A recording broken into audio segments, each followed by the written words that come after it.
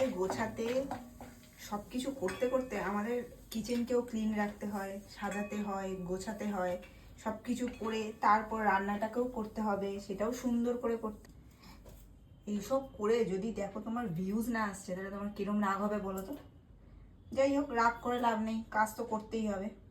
একটা যখন তুমি গোল সেট করে নেবে তখন তো তোমাকে সেই জায়গায় পৌঁছাতেই হবে, তাই না?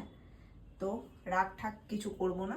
চলো, আজকে বানাবো আমরা, আজকে তো হনুমান জয়ন্তী, তো তার জন্য আমরা বানাবো আজকে সাবুর পোলাও। এখানে না আমি দেখো ছোট ছোট করে এরকম পনির কিউব করে রেখেছি। পনিরগুলো প্রথমে একটুখানি ভেজে তুলে রাখবো। তো চলো একদম হালকা সটে করে নেবো। হ্যাঁ, সটে করে এটাকে তুলে রাখবো। এর মধ্যে অল্প সল্ট অ্যাড করে দেবো, সামান্য সল্ট। পনির তো এমনি বেস্বাদ হয় খেতে, তো একটু যদি সল্ট অ্যাড করে দিই তাহলে নুনটা এর মধ্যে ঢুকে যাবে। তো এরপরে আমাদের একদম সটে হয়ে গেছে হালকা করে, এবার আমরা এটাকে তুলে নেব। তো এরপর আমরা এতে অ্যাড করে দেবো হচ্ছে, দেখো এখানে আমি চপ জিঞ্জার রেখেছিলাম, চপ জিঞ্জার অ্যাড করে দেবো।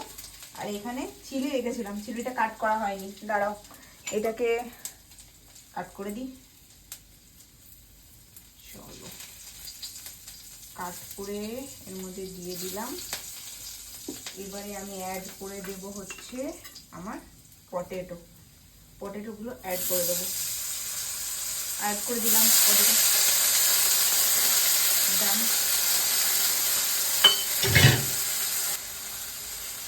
এরপর এখানে আমার কাট করা আছে ক্যাপসিকাম বিনসটাও অ্যাড করে দাও। এটা হালকা হালকা ভাজা হয়ে এসছে, হালকা। এর মধ্যে আমরা হলুদ কিছু অ্যাড করবো না, কেমন? এর মধ্যে আমরা একটুখানি সল্ট অ্যাড করে দেবো। সল্ট অ্যাড করে দিয়েছি আমি। সল্ট অ্যাডের পর আমি এর মধ্যে আগের দিনটা আমি সাবুটা ভিজিয়ে রেখেছিলাম, দেখো এই দেখো সাবুটা আমি আগের দিন ভিজিয়ে রেখেছিলাম যাতে একদম ঝরঝরে হয়, নাহলে স্টিকি হয়ে যায় না। ভিজিয়ে আমি ফ্রিজে রেখে দিয়েছিলাম। এরপর আমরা এটাতে একদম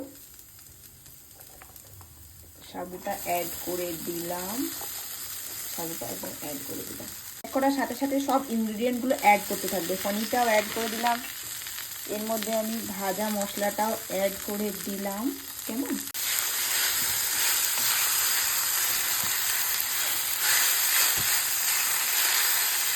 চলো, আমাদের হয়ে গেছে, গ্যাস বন্ধ করে দিলাম। এরপরে দিয়ে দেবো হচ্ছে সাম লেমন জুস, আর দিয়ে দেবো হচ্ছে দেখো নাটসগুলো, বাদামটা, কেমন? ডান হয়ে গেল। তো গরম গরম খাও, ট্রাই করে দেখা যাক, কি বলো?